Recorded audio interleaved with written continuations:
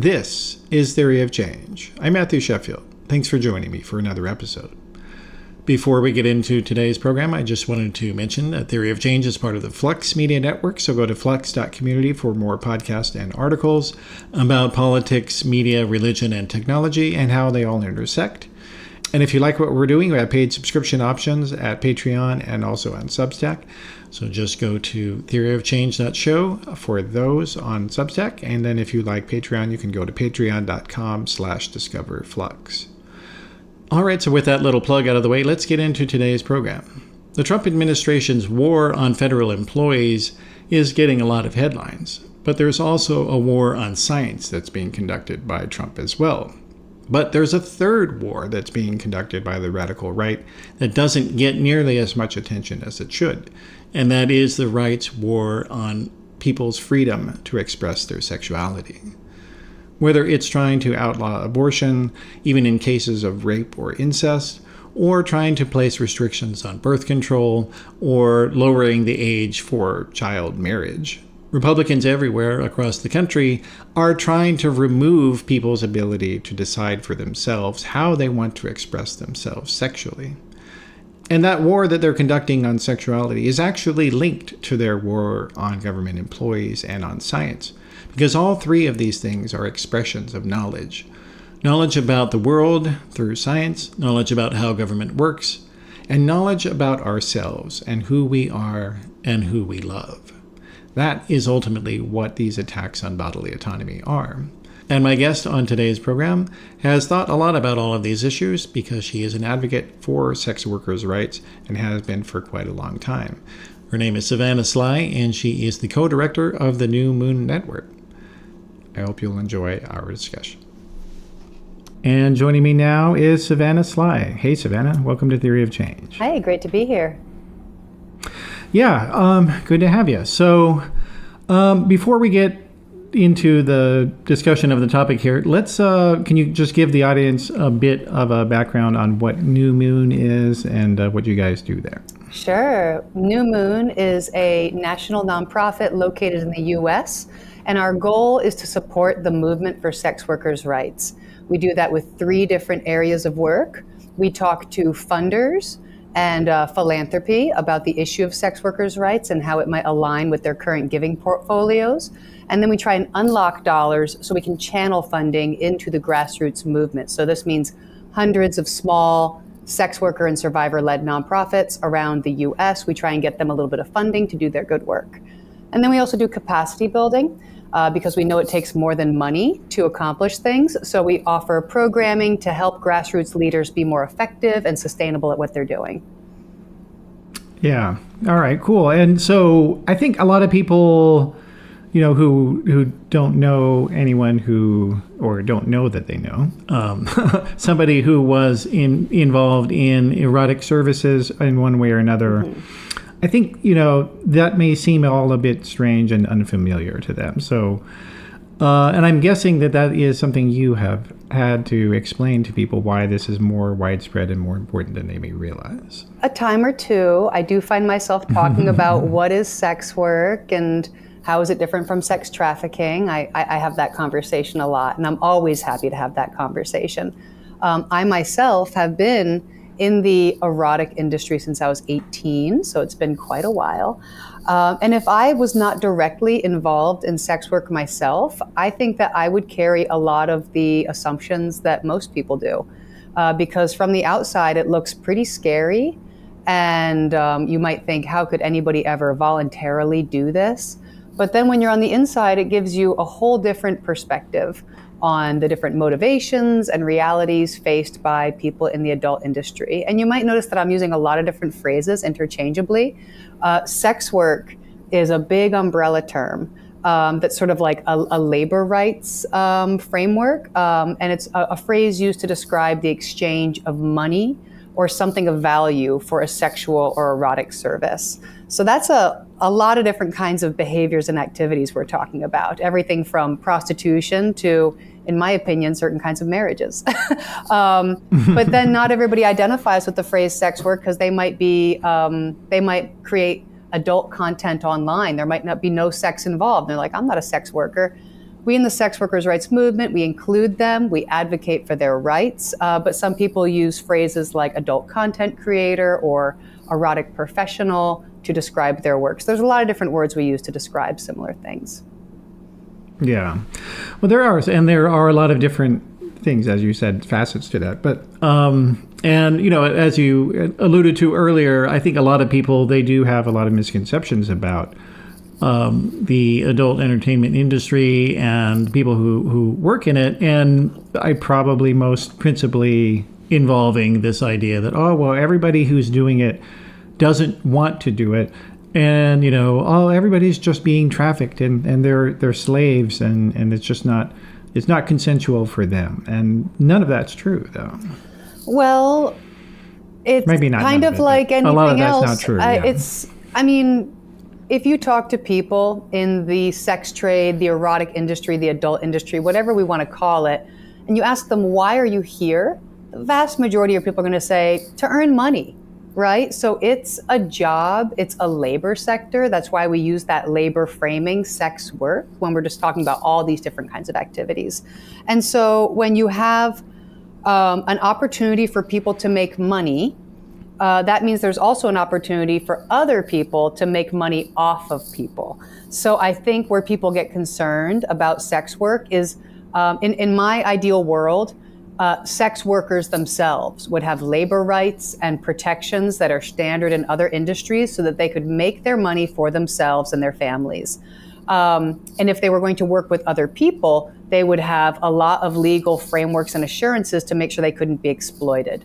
Because like in a lot of other industries, it's easy for third parties to become motivated by profiting off of other people. And this is where you see in the sex trade, you see people exploiting others, maybe even coercing them into the sex trade so that they can make money off of them. And that's a big problem. We don't like that. Nobody in the sex worker rights movement stands for exploitation or abuse of any kind. Yeah, and it is, it does happen, and there are organizations that are standing against it. But I think, a lot of people tend to excessively focus on that aspect of things, and especially when you look at other industries such as agriculture or hotels, cleaning service, just like cleaning services or construction, like those industries, farm work, actually have trafficked people much more often, and no one seems to care about those victims. And there's also a great deal of sexual exploitation that can go along with those labor rights violations in those industries. I agree with you. I do feel that people give more attention to harms in the sex trade than they do in other industries because of sex. And for a lot of people, sex causes a knee-jerk reaction.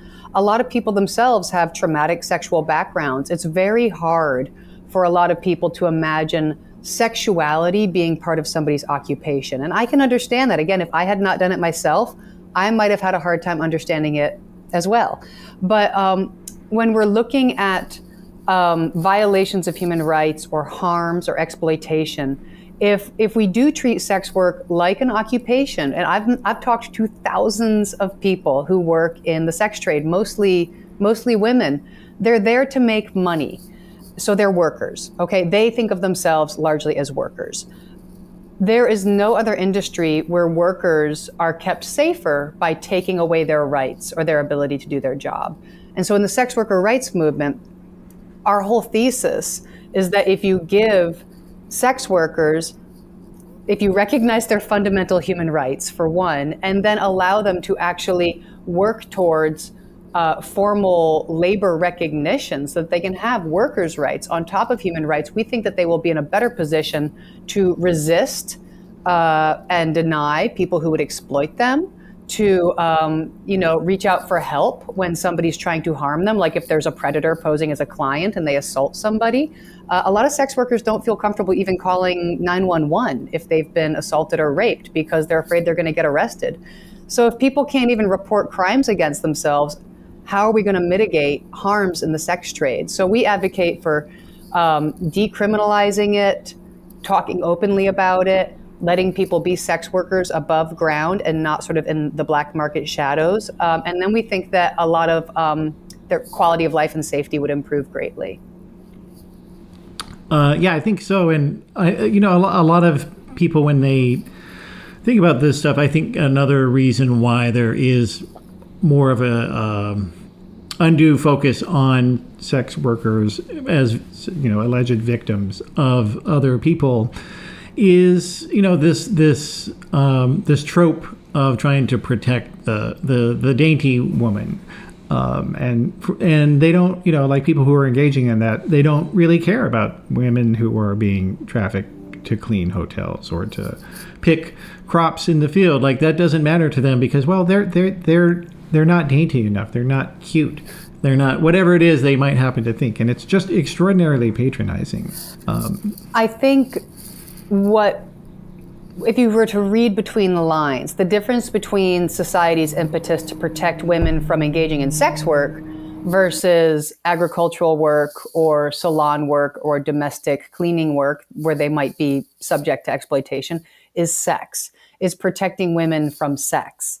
Because we think of sex as being something inherently violent, I think. I think especially a lot of women have sexual trauma in their lives. I know more women than not who have experienced sexual abuse or assault from young ages.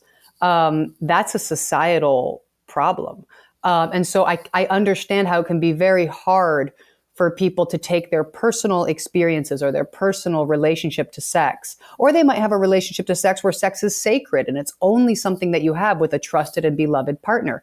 If your binaries are trust and love is where sex happens, or coercion and assault and rape, it's going to be very hard to understand how somebody like me could choose to have sexual engagements with strangers sometimes for something as crass as money. So I understand people's knee-jerk reaction to want to protect people, especially women, from sex, but it's really patronizing, frustrating, and not helpful. If anything, it's kind of endangering. And I don't think that people realize that. Yeah, because it keeps people in the shadows. And when you're in the shadows, you don't have rights. And that's what it comes down to. But there's also, and you alluded to this a bit earlier, that, the religious agenda as well. And, and you can see that in so much of these state laws that these far-right legislators are pushing through. And, I imagine they may try to do that at the national level. I don't doubt that they will. To try to, ban adult content within their site or require bogus age verification, because they're trying to control women's sexuality and repress it, I think. Absolutely. I've been very gentle with my language so far because, hello, I'm new to your viewers. I'm trying to meet you where you're at. But so when I was speaking about people having a knee-jerk reaction to sex work, I was talking about everyday people who think of themselves as having respect for their fellow human, and they're not driven by an extreme religious doctrine. When you're talking about religion and sexuality, it's a whole different ballpark, and my language is a little less gentle. Go for it. Great. So religious fundamentalists around the world of different stripes, from Christianity to other religions, the power is concentrated on controlling reproduction. And you can only control reproduction if you control the people who can reproduce, who are cisgendered women or transgender men, depending on how inclusive you want to be in your language.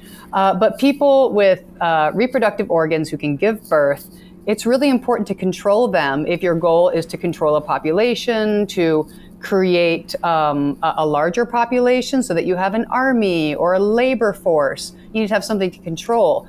And when women like me decide when, how, and with whom and why we have sex and whether we reproduce or not, that's kind of a loose cannon for religious fundamentalists. Women such as me who exercise bodily autonomy and choose who we sleep with and why are a threat to religious fundamentalism because we will not be controlled. We will actually use our sexuality to create our own resources and our own safety nets with our communities and our own forms of stability for ourselves and our families. So it makes us less dependent on a single man, which is a problem for religion, which is patriarchal. It's a problem for institutions like churches. If we're not dependent on a church as the center for which we get different resources to take care of our families, or guidance on how to take care of our families or how to live a good life, if we're defining that for ourselves, they become obsolete. So this is why we see religious fundamentalists in politics pushing to eradicate abortion and criminalize it. Sex work has never been popular amongst the different parties, even secular ones, but sex work is certainly in the crosshairs. And then the censorship and criminalization of pornography, because you just can't have things like that, or people start getting their own ideas about how to live a good life and what's moral and what's not.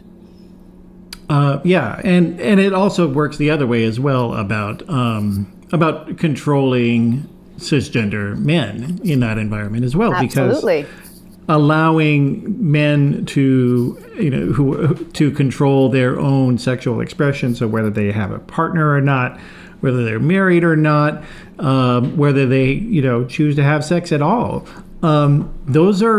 they don't want them to do that. Like and I experienced that as growing up in Mormonism, that, like everything is about driving young men into, you cannot have sex unless you're married, and you can never have an abortion, and you cannot use birth control. So, the whole idea is to, yeah, that's right, and to tie you down to the community and the control, because when you're busy changing a million diapers in your early 20s, you don't have time to think, you don't have time to question, and you don't have time to just be by yourself. And you would know this better than I do, because you come from a religious background, but isn't there something about status and having a place in the world? Like if you are a young man who fulfills your community expectations, you father many children, you have a wife or maybe several, you're contributing to the community, and also you're the head of your household, right?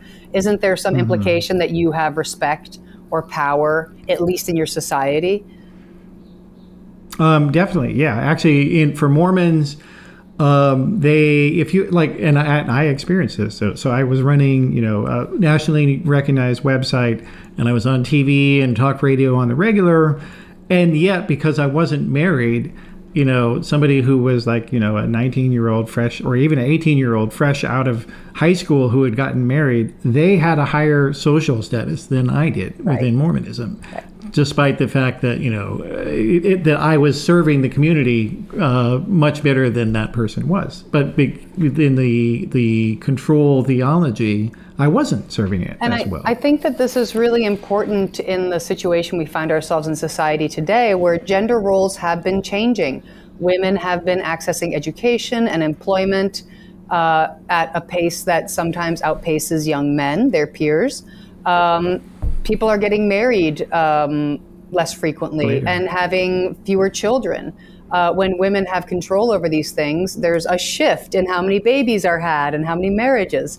And that can cause, it's change, and change is always hard. There's always an uncomfortable aspect to change, even if you're moving in a direction that could yield a lot of cool new things, a lot of different ways to live your life. I think it's been very challenging for young men to understand their place in society, their place in romance and dating. What respect are they owed? What does being respected even mean in this culture anymore? And I see a lot of further right ideologies on podcasts and from podiums, speaking directly to young men about, like, it's time you got the respect you deserve. And they're talking about hearkening back to an older time where the only way you could get respect was if you had a submissive woman or two or three, and you had a bunch of children, and then, you would be the head of the household and your own type of God under the church and then under God, a very kind of patriarchal top-down lineage. Like you have your place in the company, your middle management. And I think that appeals to a lot of young men who feel lost and like they don't know where their place is. You're clearly I think you're more of an expert on that than I am, but that's something I certainly observe sometimes in the young men that I interface with as a sex worker. Yeah, and and that is really an important thing in place that sex workers have to sort of equalize things, because as women have become more aware that their place, that they don't have to be married to a man in order to have, self-respect or to be valued in the community. Instead of encouraging young men to have that same attitude that says, look, it doesn't matter if I have a relationship, doesn't matter if I'm married. I am my own person and I'm valuable in my own right. And so, instead of encouraging that, they go after sex workers, because sex workers enable younger men to, control their own sexuality. Really, that's what it comes down to. I think sex workers are vilified not only because they are a threat to the reproductive requirements of religious society and the marital requirements, but we're also seen as home wreckers. We're seen as a distraction outside of the marriage that could draw a man's attention away from his wife, away from his family, and draw resources away. And I think that that's a legitimate concern in some ways, but also there's a total lack of recognition for the fact that sex workers have quietly kept many relationships together because the wife is no longer interested in having sex with her partner for whatever reasons. Maybe the sex was never very good to begin with, which is a different conversation. Or maybe she's going through menopause and just not into it anymore. Men can see sex workers with very strict parameters as to what's required for that exchange. Usually it's an amount of money.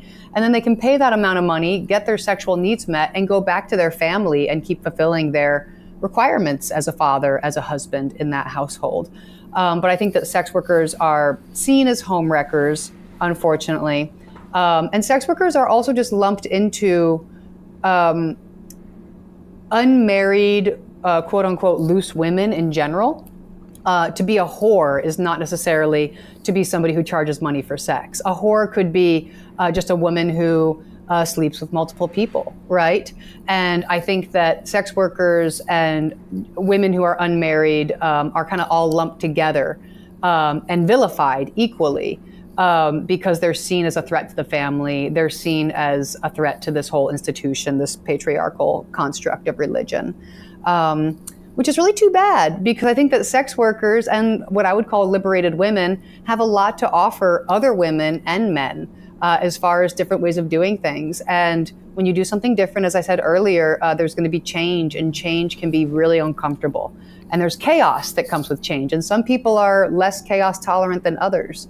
And I think that's what we're seeing is a backlash to big change and the chaos that people feel around changing gender roles and socioeconomic status.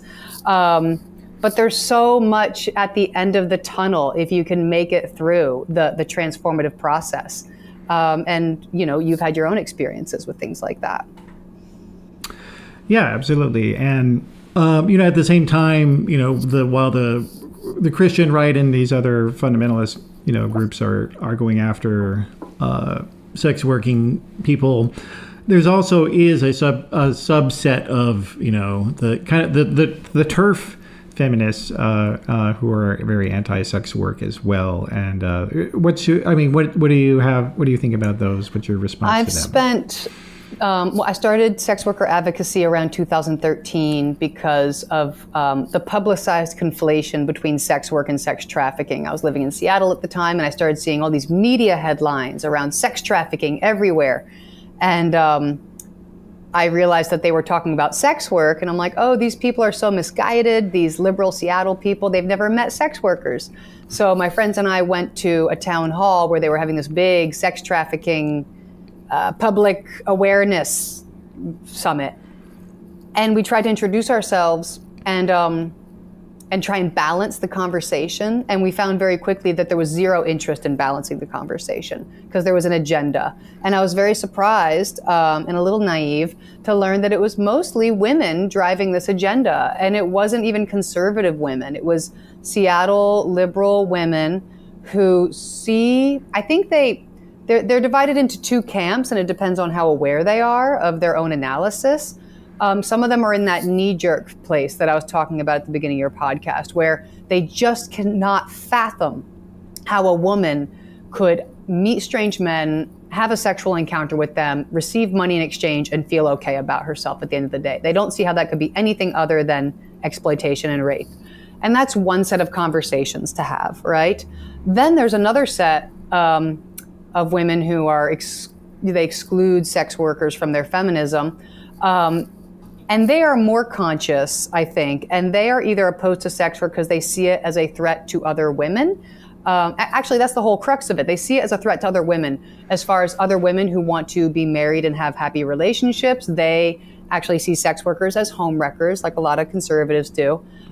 Maybe they've had an experience where they had a partner who saw a sex worker, and those are specific conversations that need to be had. And I've had a number of those conversations with women with that experience. But then there's women who see sex workers as a threat to feminism in general. They don't understand how a woman selling sexual and erotic services could be empowering. They think that it undermines the whole feminist agenda, that we'll never reach equality as long as women, some women choose to categorize themselves as dispensers of sex. And that's a deeper conversation to have that's a little trickier.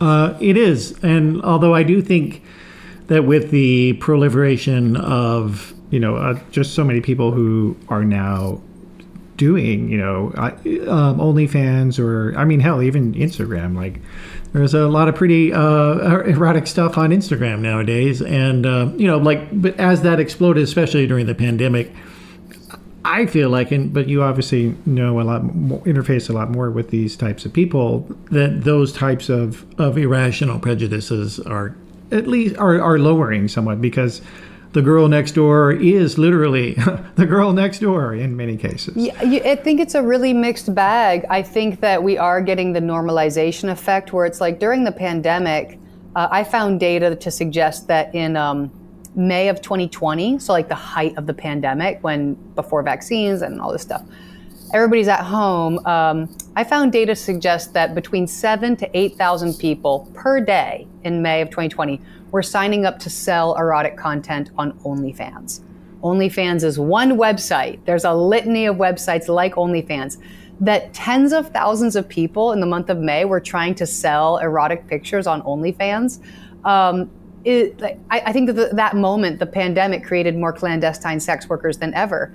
The majority of those people didn't make any money because, newsflash, it's kind of be a challenge to make money in sex work, especially when it's so competitive like that and oversaturated. But all those people now carry a scarlet letter, right?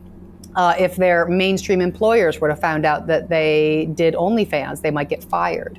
If they were in a contentious custody dispute, they might lose custody of their kids.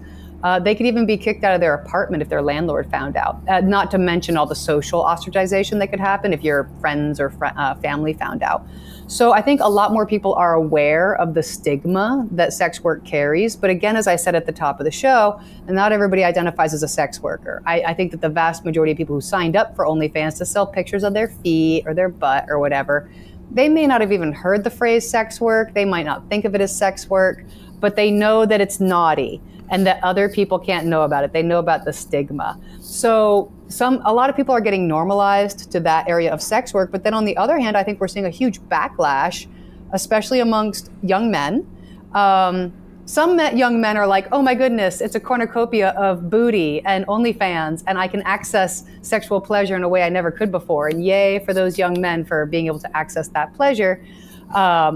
But a lot of people, I think a lot of young men are kind of offended by the proliferation of women who demand that you pay for it, right? Because again, that's a change. I talk to many men who are a generation or two older than me, and they're like, it's not like it was cheaper or easier to get in a woman's pants back in the day. You had to bring her out to dinner and court her and meet her parents and put on a nice jacket. And then you still might not get laid, It's like, well, I want to tell fellas now, it's like you can pay $3 to $12 and get some really sexy content from your favorite model and enjoy that. Or sometimes you can even meet people in person to have a good, like a real experience. And you don't got to take them to dinner or meet their parents and all this stuff. And I see that as kind of an upside, but I think some young men are offended by the having to pay for it, but I think you've always had to pay for it, just in different ways.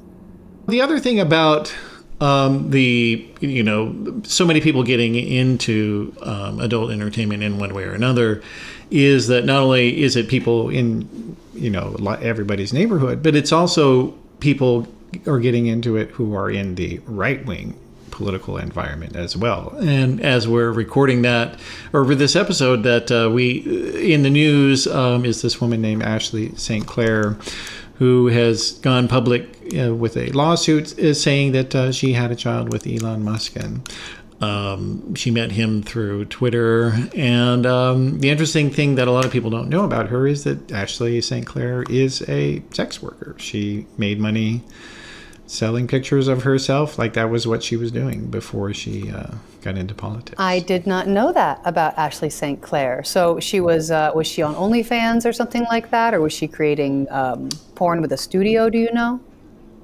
We don't fully know what she was doing, but like she had her username on the internet was Sex Laptop. Oh, okay. So we have an idea of what she was using, at least her devices.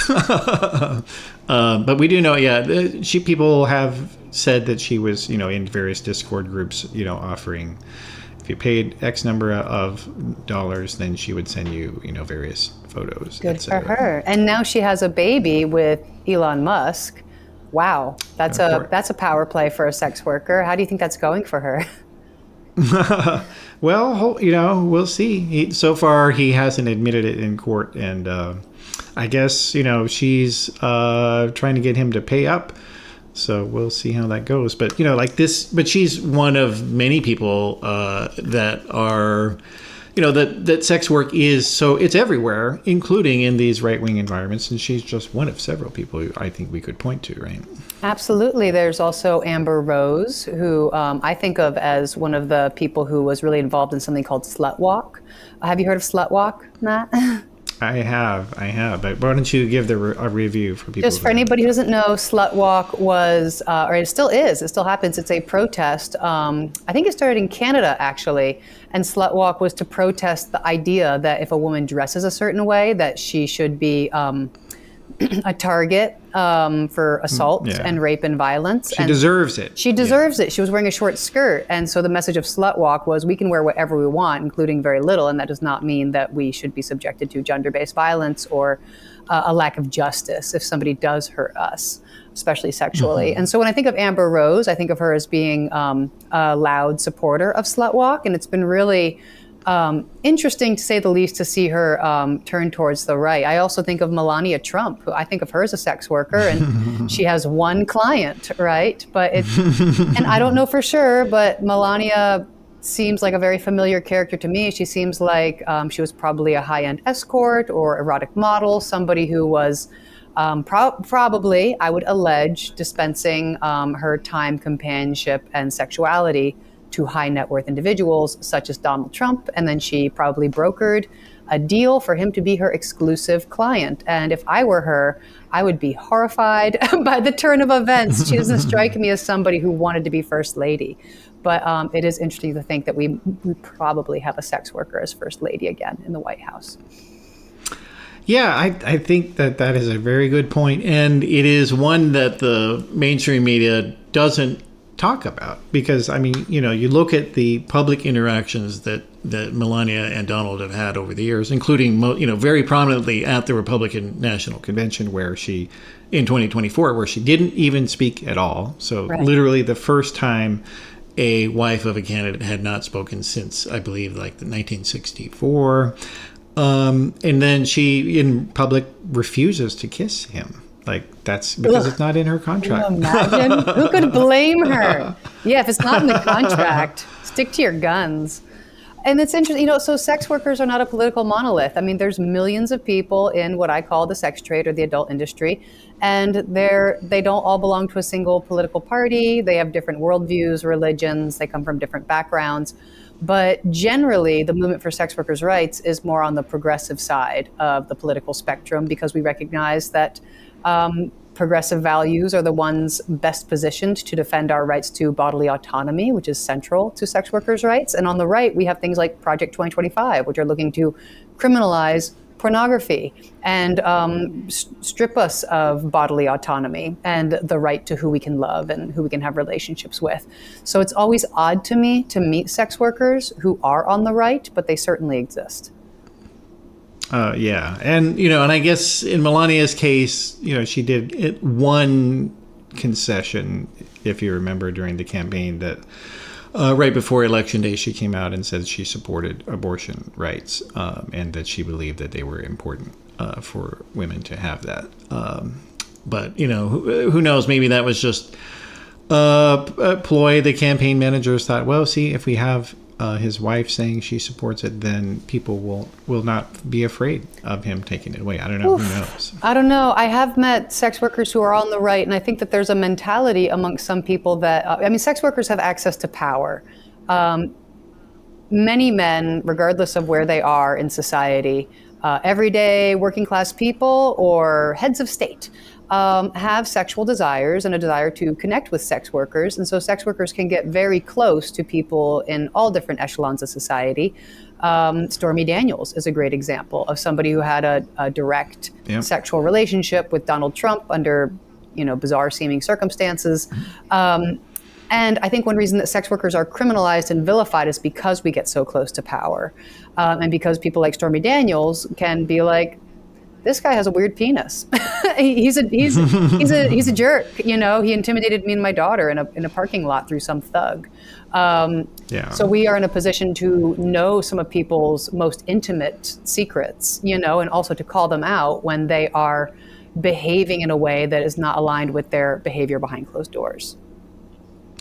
Yeah, that is a great point, and it's another way that that I was saying earlier that. Actually, maybe I can't say that because I don't know if it was earlier or not. Maybe I won't remember the comedy and sex thing being the deepest intimate thing. Okay, well, I won't say that because I don't remember whether I did or not. Okay, well, so just back to the Woodhull Freedom Foundation thing, though. You mentioned that you work very closely with them. So it's named after a woman who was named Victoria Woodhull. Tell us about who she was. She's got an interesting story. She is a fascinating person, and actually the person who tells Victoria's story the best is comedian Caitlin Bailey, who has an amazing podcast called the Oldest Profession Podcast. There's a two-part and she's been on here. And she's been on, that's wonderful. I love Caitlin. But check out the Oldest Profession Podcast, and there's a two-part series on Victoria Woodhull that is fascinating. But in a nutshell, I would describe her as the first woman to run for president in the U.S., one of the first women to be active on Wall Street, and also a very likely sex worker. She was an advocate for sexual freedom, for non-monogamy, and for women having a litany of choices in their lives, especially where sex was concerned. She was a controversial figure. She was sort of disowned by the early feminist movements and the the suffrage movement because she was seen as a little too hot for the mainstream. She was ahead of her time, for sure. But that's who Woodhull is named after. Yeah, and she ran for president, as you said, in, 1872, I think. Yes. So, that was definitely far ahead of what people were expecting. Yeah, because not only could a lot of women not even vote, here she was running for president before they could even vote for her. So fascinating character. Absolutely. And that is one of the greatest ironies, I think, of, people who talk about traditional values, quote unquote. Right. Like the original traditional values were, polygamy and bisexuality. Like that's what humans were doing, before all of this stuff came in, and the invention of monogamy, and right. And especially for women, the scientific research is pretty clear that when you do, or that when psychologists have measured the natural arousal patterns of both men and women, a lot more people are bisexual or aroused by doesn't matter necessarily the sex of the person they're looking at, and so. That's the, people say, oh, I want to live naturally. The RFK Jr. is big on natural and holistic stuff. And it's like, well, that's the original traditional values. And if you don't realize that, then you should. I think so I think the double-edged sword, of what sex work has to offer society, the ways it can be embraced and then also resisted or like bristled at. So sex work, like everything that's available online now, it's easy. I mean, I have this experience. I'll be poking around online, looking at erotic content. Sometimes I'm just researching my colleagues. I'm not there to just like have a fun time with myself. But occasionally I'll find something or someone and be totally turned on and surprised because maybe I didn't think that was my cup of tea. But here's evidence to the contrary. Oh, this new thing I just discovered is totally my cup of tea. For me, that's exciting because I'm like, oh, cool. I just diversified my own sexual persona. There's even more things in this world that I can enjoy and more people I can connect with to find pleasure. To me, that's exciting.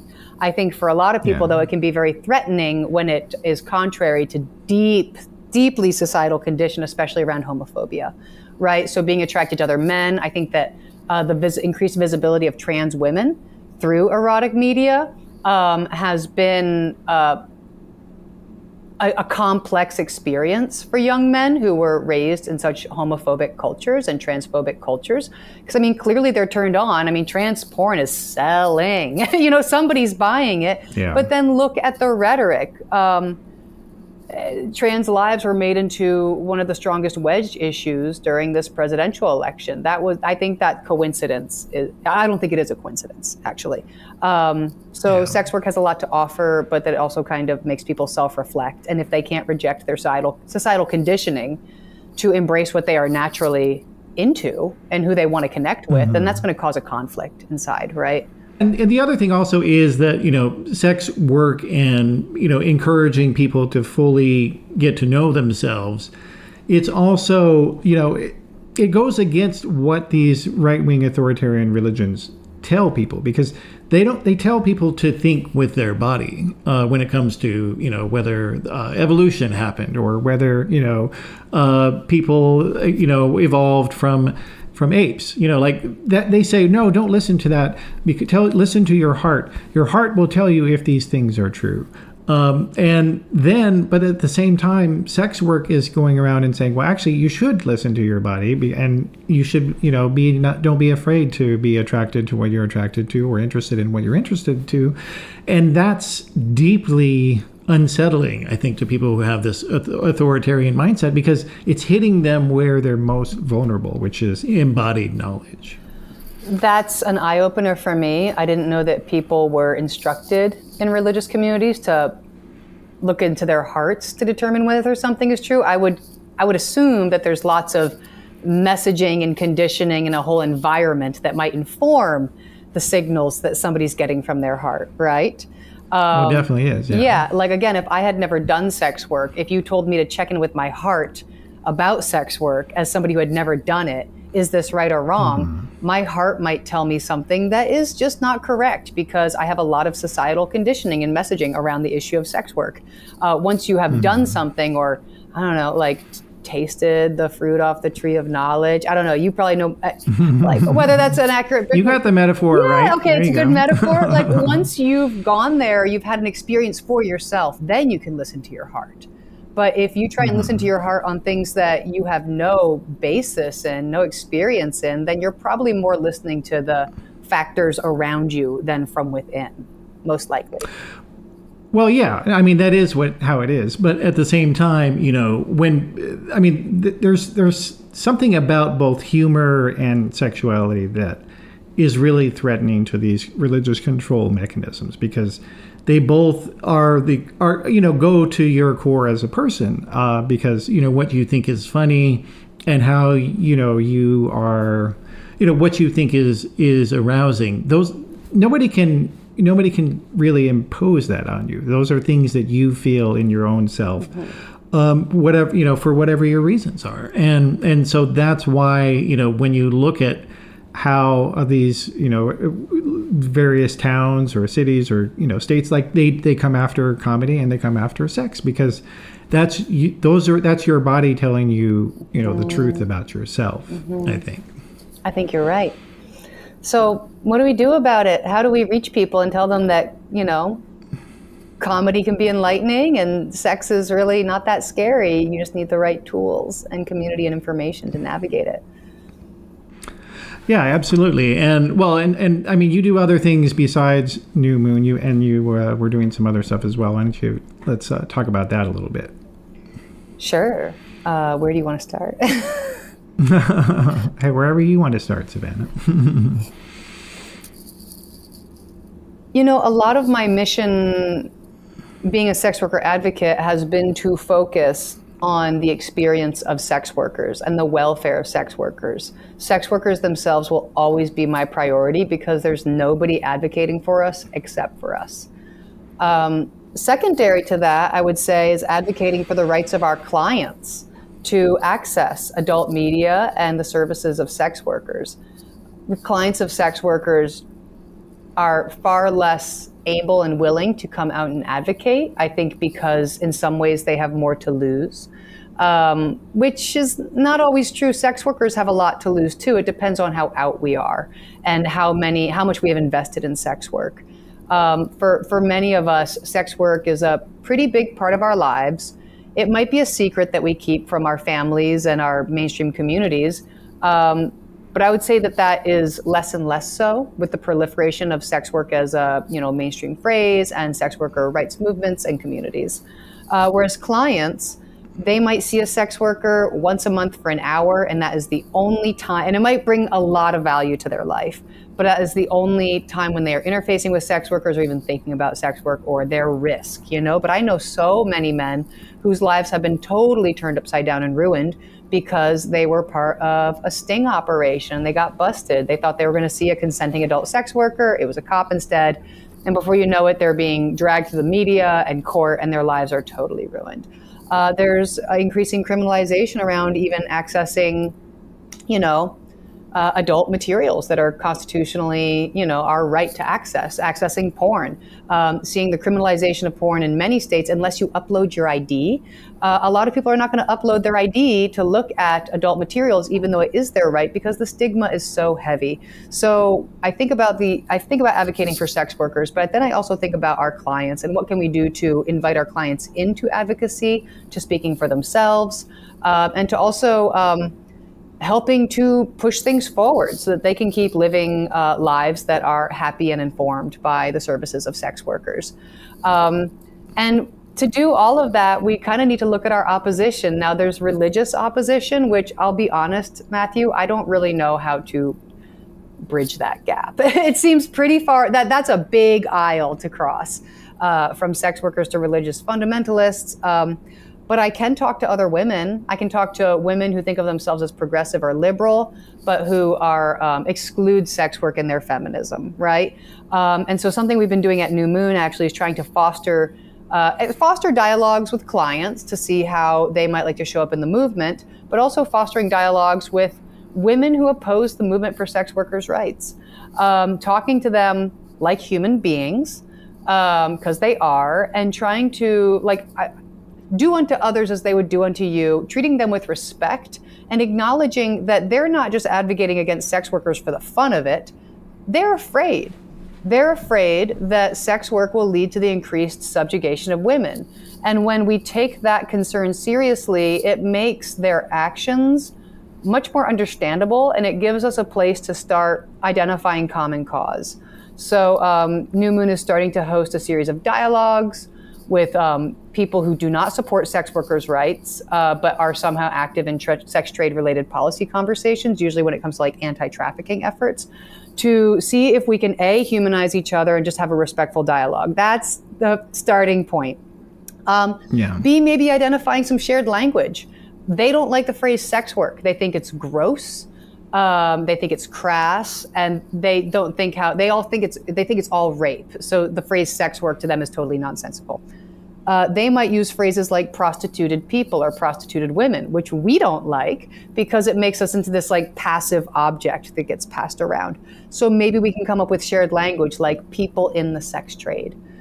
Is there neutral language we can at least use to have these conversations? Because it's going to be really triggering until we come up with shared language. And then policy priorities.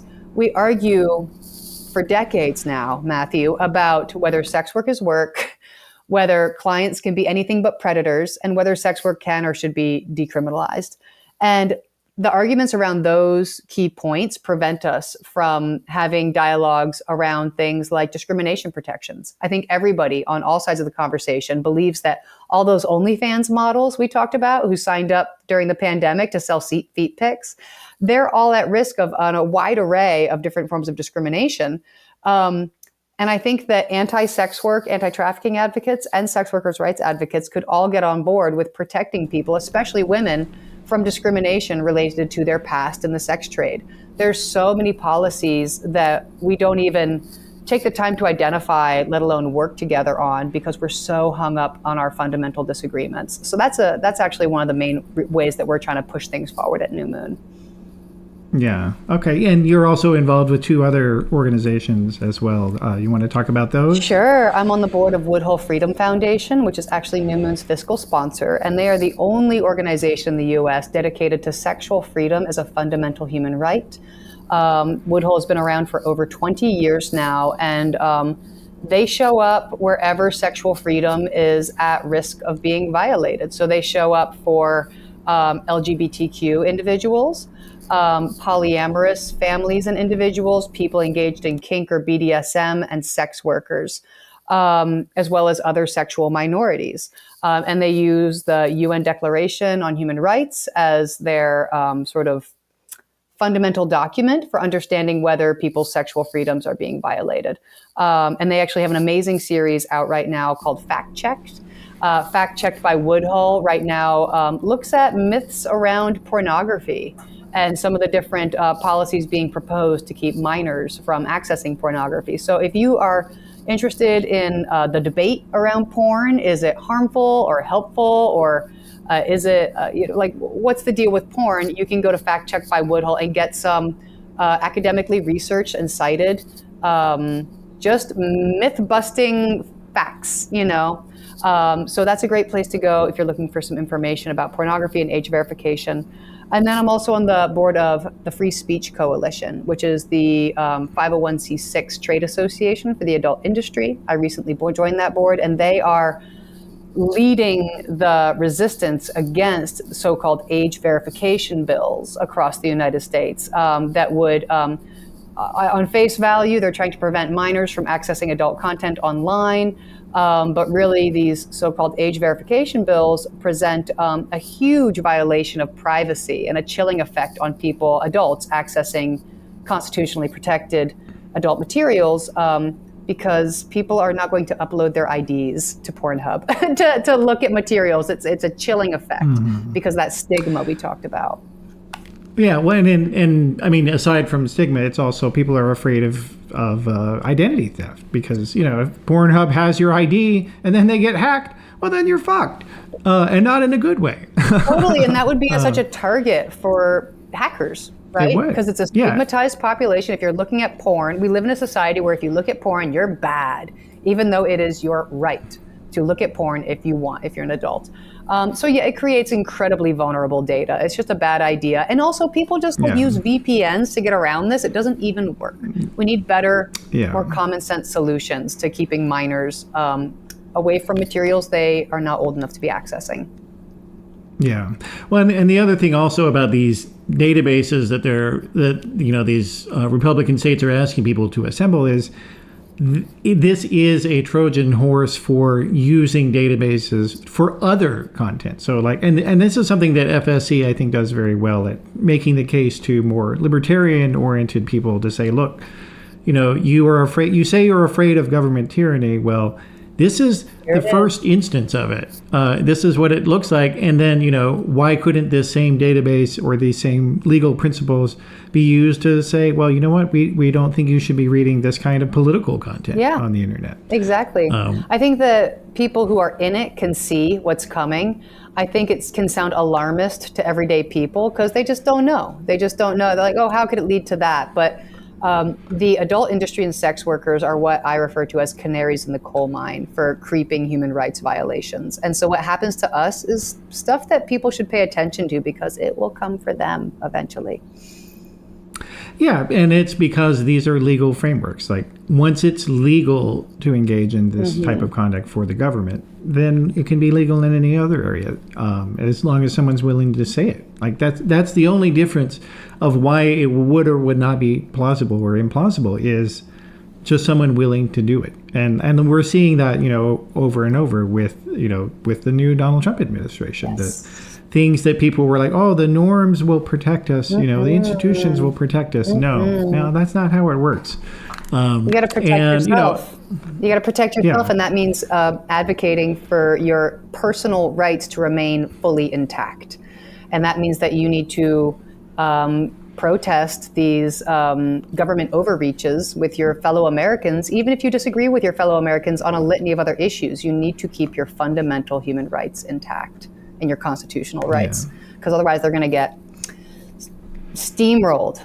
A lot of this right-wing, fear and intimidation that they're doing against sex work and against adult content, it's also that they are trying to enforce heterosexuality. Yes.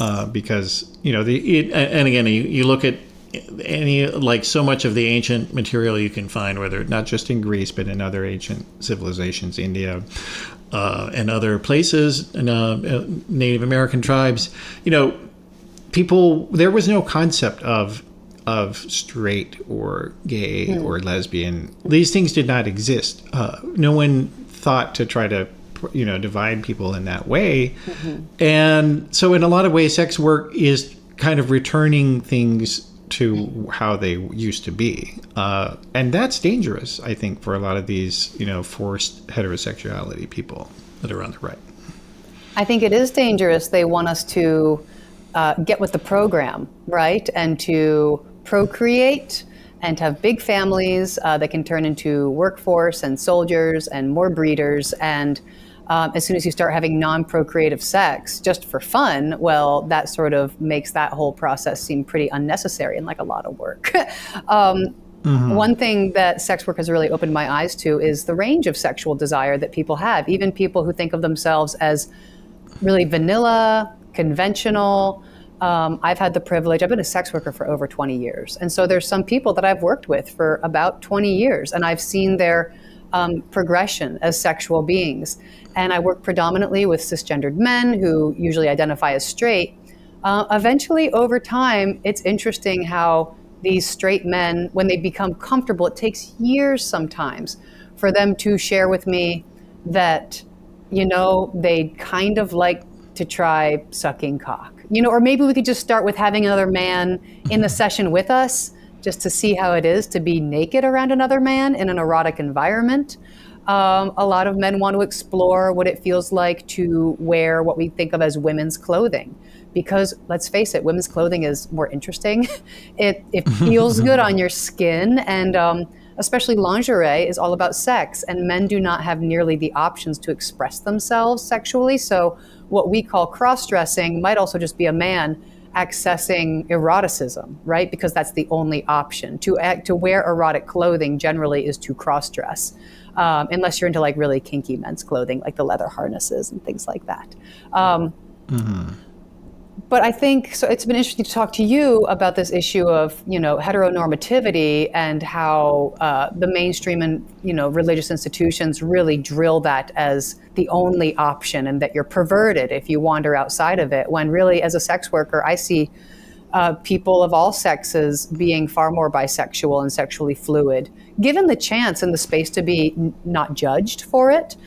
There's a lot of interest in connecting with people you just find attractive regardless of what they have between their legs. And that seems to be a big threat to the powers that be. Yeah, it is. And, and then it's also, especially even with some of the content creators themselves, I think most prominently, there's that YouTuber, Steven Crowder, who was sued, I believe, or at least, he was sued by his former male employees for sexual harassment. And, had to admit, oh, yes, I am bisexual. And I have a problem with it, as he put it. But, this is, that's the thing. Like they always talk about, we want freedom. We believe in freedom on our side. But they don't believe in freedom, and they live such repressed and miserable lives. and they want everybody else to have that same misery. I think that's part of it also. And speaking of misery, so I specialize as a dominatrix, which means that I'm usually what we call running the fuck in a session. That means that I am the one who is like if I'm having a BDSM session with a man, usually he's in a more submissive role. I'm in the dominant role. I might be the one actually wearing a strap-on cock. And the beauty of that is that man gets to experience sexual situations that we only allow women to experience. And that is the experience of being desired, of being ravished, of, oh, look, I have a little just thumbs up. Thumbs up. The experience of being ravished, desired, the feeling of psychodrama, of somebody wants you so much that they just can't help themselves. And in a role play scenario, that can be really intoxicating and exciting. And also to let go and not be in charge of everything. I think that one of the many burdens that men carry in conservative society is having to be in charge of everything. Maybe some people love that, but I don't know many people that do. And so wouldn't it be nice to, at least in the bedroom, to give up that control and let somebody just do scandalous, delicious, fabulous things to you, and to not feel bad about it, not feel like you're being a beta or whatever, just to understand that there are multiple sides of the coin when it comes to sexuality and get to have a balanced life. Yeah, and that's not what these control-based religions are telling people you can have, because it's all about, well, you can only do this one thing and, check the box and you're done. And so, yeah, like this is terrifying in a lot of ways, because, I mean, ultimately, in many ways, sex and sexuality are forms of knowledge. Ultimately, that's what they are. And in the same way that you see this fear of, I mean, like the Trump administration just came out with these rules saying that you can't, if you have in your scientific studies that have nothing to do with social science or whatever, like, a biologist is saying male or female in their study, they can't do it. And, like that's how these things are all linked. And so I think a lot of times people, they have this, if you are more scientifically or businessly, that's not a word, business inclined, people might think, oh, well, that doesn't apply to me. It's not relevant to me. This authoritarianism, it's not coming for me. But in fact, it is. It really and is. That's why you were saying, your canary in the coal mine point really does make sense, because it's an attack on knowledge, ultimately, all of this. It's an attack on knowledge and basic humanity and the most private aspects of our lives that are also the most fulfilling, straight up. Yeah, it is. All right. Well, so for people who want to keep going and looking into more stuff on this, so obviously our friend Caitlin has lots of great material. You got any other places people can go to besides the Woodhull stuff, which you mentioned, which is also good as well? Sure. What are some other ones? Yeah. So as I mentioned at the start of the show, I run an organization called New Moon Network. That's newmoonnetwork.org. You can log on there to learn all about the movement for sex workers' rights and how we're supporting it. Also, if you're interested in finding local sex worker-led groups in your region, maybe you yourself identify as a sex worker and you'd like to get involved, you can drop us a line and we might be able to help you find a local group if you can't do that on your own, because some of these groups are a little more underground. Also, Free Speech Coalition, highly recommend. If you believe in free speech, if you are a defender of free speech, if you think that we should have the right to watch porn in peace without surveillance or risking our personal data, you should totally check out Free Speech Coalition. They have an amazing legislative tracker on their website where you can see what's going on in your state. You can sign up for action alerts, and they have some really great, clear information on what's going on. Yeah, absolutely. They do. And for people who want to follow you on social media, what's your addresses for them or usernames? I'm on Blue Sky now under Savannah Sly. I am still on Twitter under Savannah Sly. And you can also find me on Instagram trying to exist without being shadow banned, Savannah Sly. All right. Sounds good. I encourage everybody to check that out. Thanks for joining me today. Thanks for having me. All right, so that is the program for today. I appreciate everybody joining us for the discussion, and you are a paid subscribing member, so you got access to this full episode, and I thank you very much for your support. And you can always get more if you go to theoryofchange.show. We have all the episodes and the transcripts and the videos and the audio as well. Thanks very much, and I'll see you next time.